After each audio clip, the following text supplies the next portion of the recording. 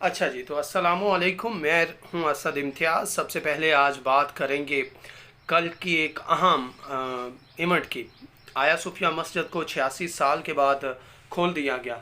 बात यह है कि ये 1500 साल पुरानी एक इमारत है जिसे ये ईसाइयों ने बनवाया था अपनी इबादत गाह के लिए, और कोई 1500 साल पहले बनवाया गया था। और 1000 साल बाद मुसलमानों ने यहाँ पे कब्ज़ा किया, तो उस्मान अव्वल ने इसको मस्जिद में तब्दील कर दिया। तो उस वक्त चलता था, ईसाई मुसलमानों पे कब्ज़ा करते थे तो वो मुसलमानों की इबादत गाहों को तब्दील कर देते थे।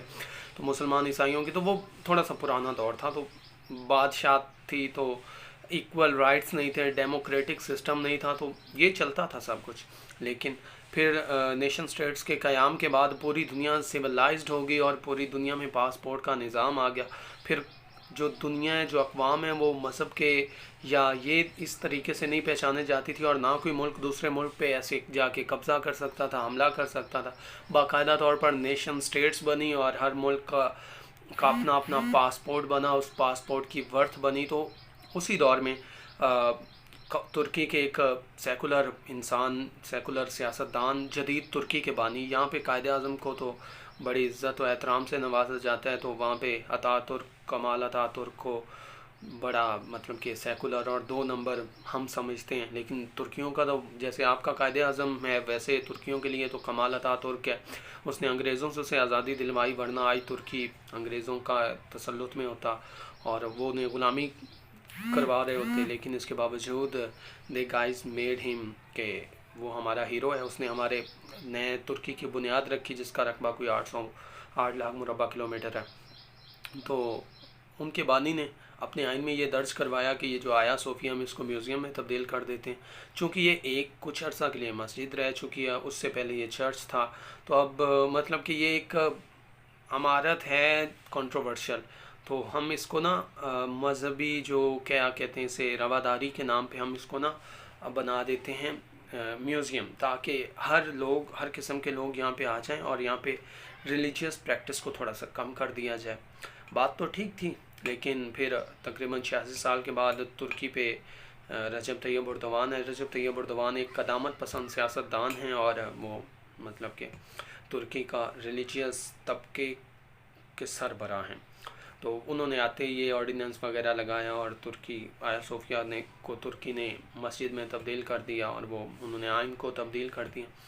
तो अब बात करने का मकसद ये है कि ये क्या है, क्या मैसेज क्या देना चाहते हैं दूसरी दुनिया को, कि अगर आप हमारे साथ गलत करेंगे तो हम भी गलत करेंगे। या ये एक जलती पे तेल फेंकने वाली बात नहीं है कि आपने देखा है कि तुर्की जो है वो एक सेकुलर कंट्री है, और मतलब कि तुर्की के लोग बड़े प्राउडली कहते थे कि हम दुनिया की वाहिद इस्लामिक कंट्री हैं जो सेकुलर है।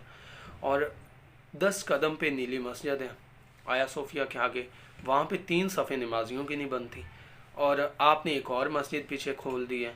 तो इस पे बात करना बनती थी, लेकिन क्योंकि हमारे यहाँ जो ये कुछ चीज़ें हैं जिन पे बात करने को कुफर के मुतरादिक समझा जाते हैं, हक़ और ना हक़ पे आप बात नहीं कर सकते, आप पे फतवा भी लग सकते हैं। अच्छा, अगर यहूदी कल को फ़लस्तीन की जो बैतुल मक़दस की मस्जिद है उसको अपना टेंपल डिक्लेयर कर देते हैं, जैसे कि कुछ जगह पे उन्होंने कब्ज़ा किया हुआ है, वो वहाँ पे काबिज़ हैं। आपके तो 27 अरब मुल्क उनसे जंग नहीं जीत सकते, तो वो वहाँ पे कब्ज़ा कर लेते हैं। फिर आप क्या कहेंगे कि ये तो ज़्यादती की गई हमारे साथ, इन्होंने मस्जिद को तब्दील कर दिया अपनी इबादत गाह में, ये वो। तो आप यहाँ पे भी तो सोचे ना, यहाँ पे भी जिसकी लाठी थी उसने ही अपनी भैंस बनाई है, और वहाँ पे भी अगर लाठी और भैंस वाला सीन हो जाए तो तब भी आपको कोई इशू नहीं होना चाहिए, लेकिन आपको होगा, क्योंकि आप हक़ की तरफ तो सोचते ही नहीं हैं। मुझे समझ नहीं आती, आप ये एक नई मस्जिद बना रहे हैं, पीछे एक पहले बनी हुई है, एक अब दोबारा बन रही है, तो नमाजी पहली में पूरे नहीं होते। इतनी बड़ी मस्जिद है, हमने 7th क्लास में पढ़ा था ब्लू मॉस्क के बारे में और सारा कुछ। तो इतनी बड़ी मस्जिद, और वो भी एक तारीख़ी मस्जिद है, तो पता नहीं वहाँ ये हम किस डगर पे चल पड़े हैं मुसलमान, और हम क्या चाहते हैं। हमारा तो रवादारी का दीन है, हम तो लोगों को अपने हुस्न सलूक से मुतासिर करते हैं, लेकिन हमारे यहाँ तो ऐसा बिल्कुल नहीं होता।